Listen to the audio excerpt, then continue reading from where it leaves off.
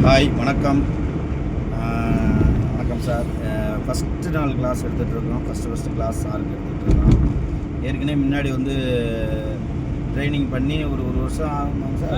ஒரு வருஷம் கேப் விட்டுட்டாங்க. அதுக்கப்புறம் நம்மள்கிட்ட ட்ரைனிங் கற்றுக்கணும் அப்படி வந்துருக்காங்க.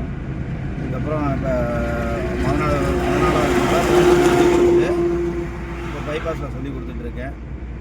ட்ரைவிங் எப்படி சார் சொல்லி கொடுத்துட்ருக்கேன்? சூப்பராக இருக்குது சார். நல்லா சொல்லி தரேன். நல்ல டெக்னிக்ஸ் எல்லாம் நல்லா சொல்கிறீங்க. அப்படிங்களா சார்? இல்லை எல்லா டவுட்டும் நல்லாவே கிளியர் பண்ணுறீங்க.